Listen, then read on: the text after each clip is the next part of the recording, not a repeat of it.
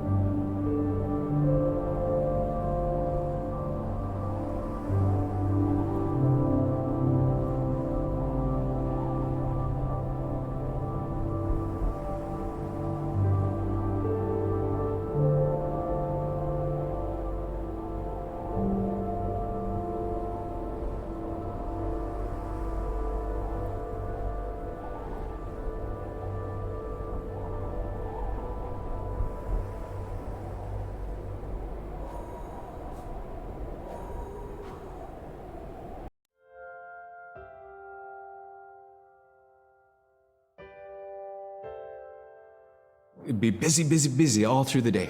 You get up and you just go right to work, right to work. There was always something to do. There was never any idle time. The only idle time we had was after we eat and before we go to bed.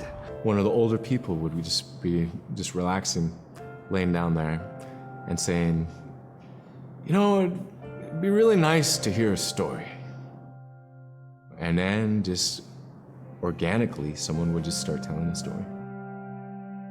Storytelling for the Inupiaq people is very important because it not only created that sense of community, but is a way to pass on wisdom to the next generation. It was like TV, It was just like, it was as good as any movie you've ever seen. And the storyteller told it so clearly that it was just as powerful as any of the greatest movie blockbusters you've ever seen. There was a reason behind the stories that we were told because they held traditional knowledge. They held things that we might need to know in life, whether it was about how to find food or how to survive, or it was about well-being and the importance of connecting with people and being a good member of the community. We all do stories. We all live in stories. We all tell stories to our friends, and they need to be told. They need to be heard.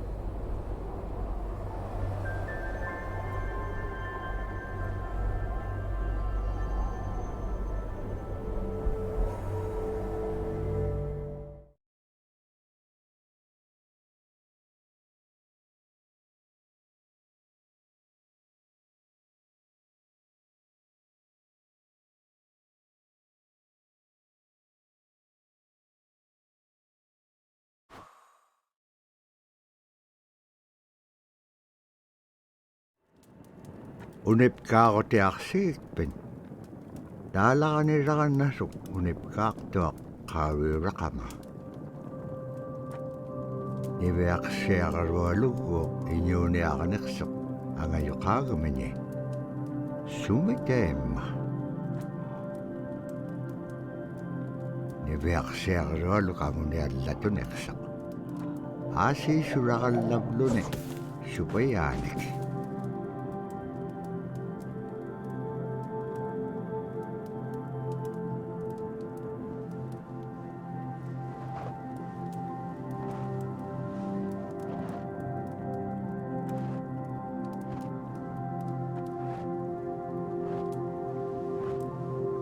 Iñuuniahutin anuqqautigaich anuqulingaallaaqsuq anuqulingaallaaqpaalluni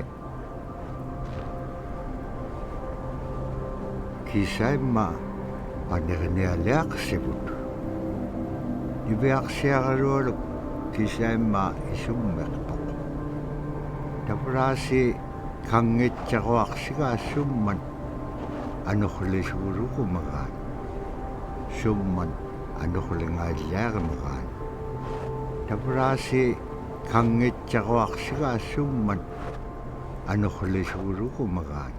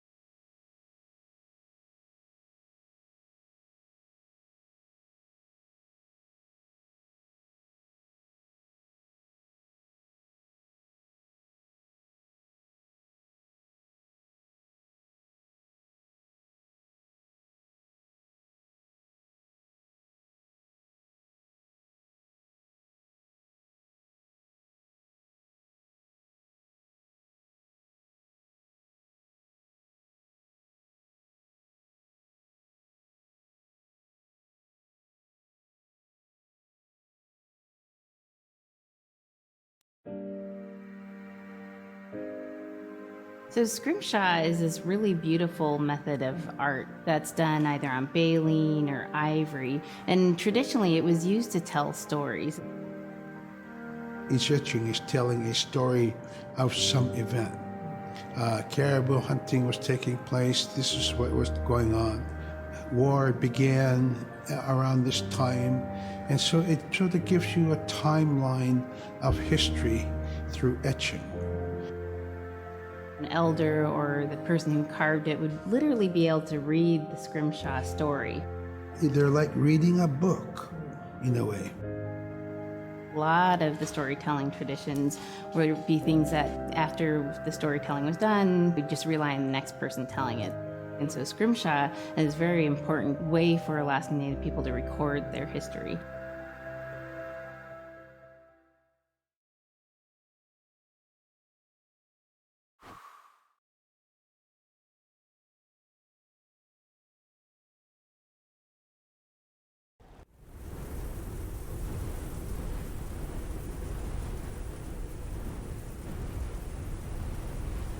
Ano hulak pa isyawi, sunira ka na itsakon ni. Dabra ni bayak siya kariwalok, ayung itsak. Pagyagun niyo laksak.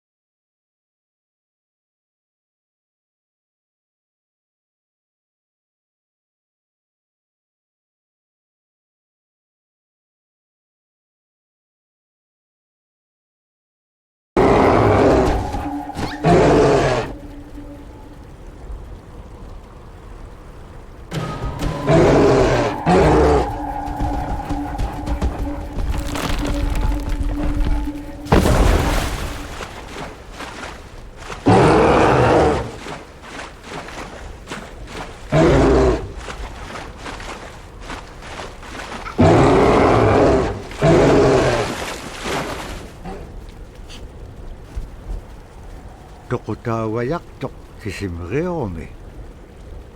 Araanap ka nga piyak-tuk.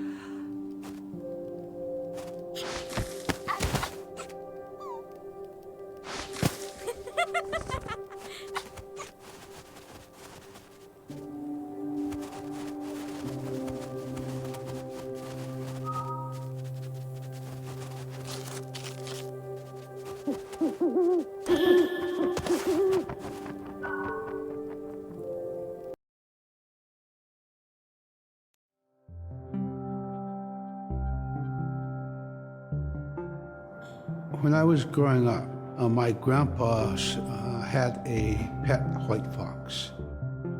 If you're a good friend with a fox, when there's danger abound, they try to keep you from getting into trouble.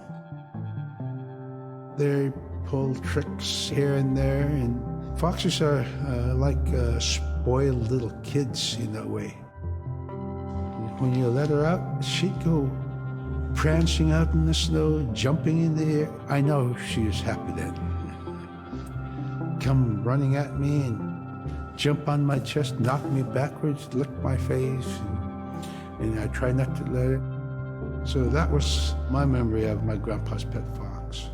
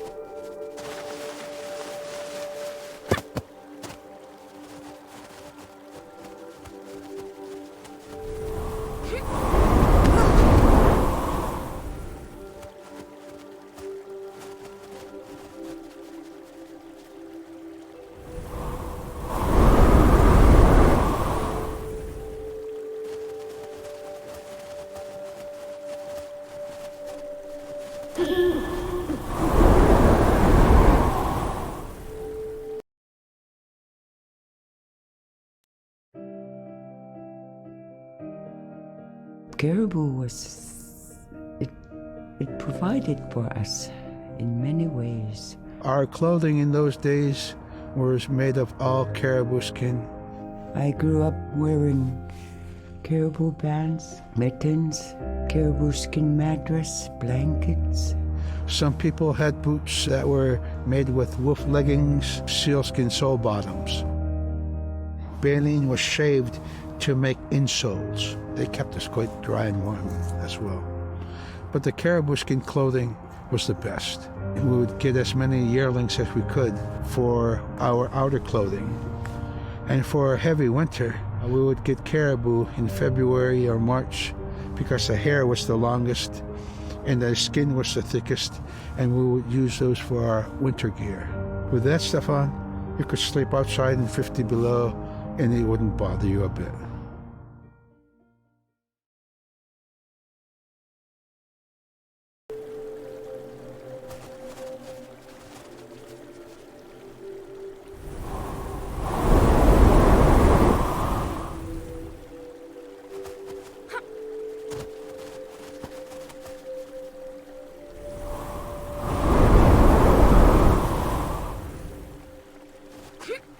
Niveaksiagarualuk kangersingalok supayat ikayok tiqaqane bilugit.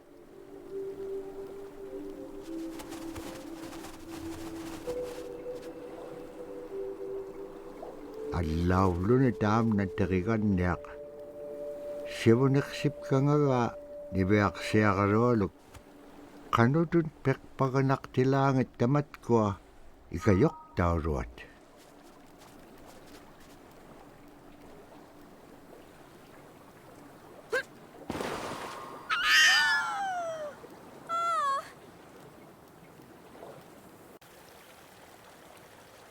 Niveaksiagarualuk kangersingalok supayat ikayok tiqaqane bilugit. Allaulune taam natteriganniaq sivuneqsip kangaga niveaksiagarualuk qanutun peqpaganaqtilaangat tamatkua ikayok tauruat.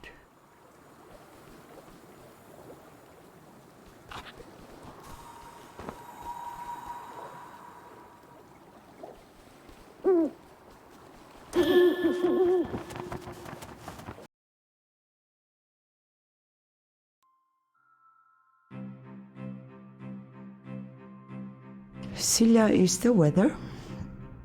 It also means the atmosphere.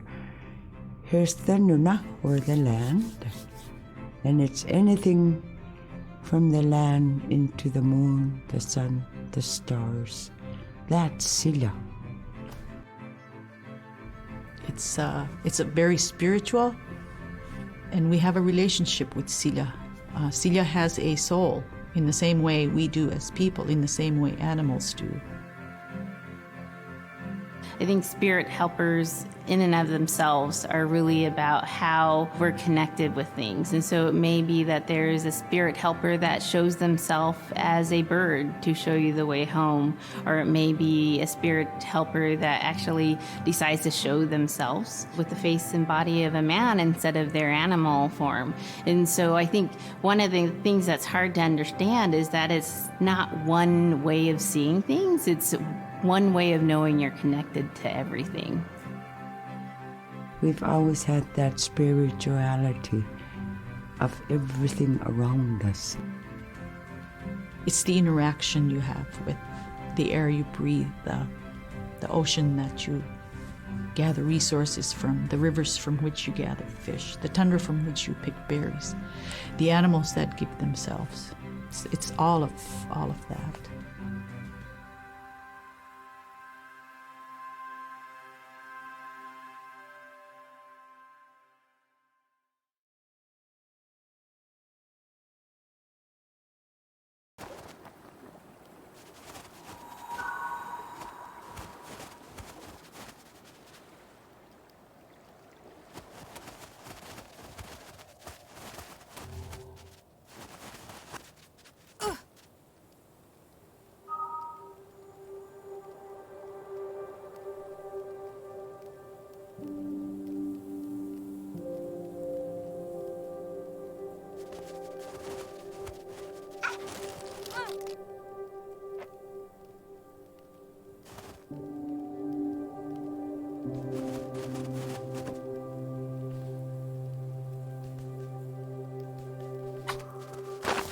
Diviaksiaqalualuгulu teriganniaqalu ikayuuti piaqtuk.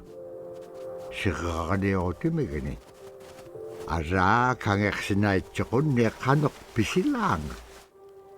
Aglaan tavra atautsikun aingaluk.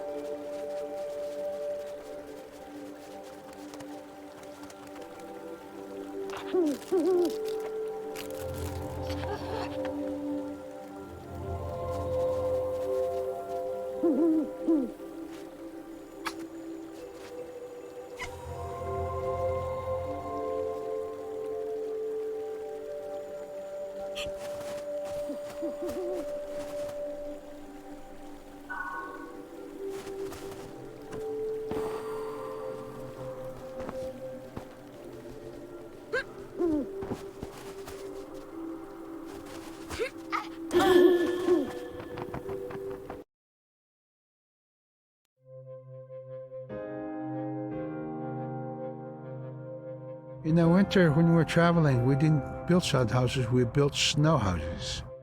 In Canada, they call them igloo, but here in Alaska, we call them apuya. We do a day of travel, and then we'd make a apuya. The next day, my father would set traps, spend the day there, rest the dogs, give them something to eat, and then the following day, we continue to the next place. We'd go to my dad's sister, who had a house at Dubaruk. They had a small sod house over there. We didn't have to do anything. We just visit with them, and my dad and his sister were glad to see each other, and they'd talk away while us kids played outside or go to sleep. By the time we get back to our home, my father would leave us with our aunt or with my grandmother, and then he'd start on his trips and go check his trap line. We were not into 8 to 5 kind of time, you know. We're in a totally different kind. We're in ecological time.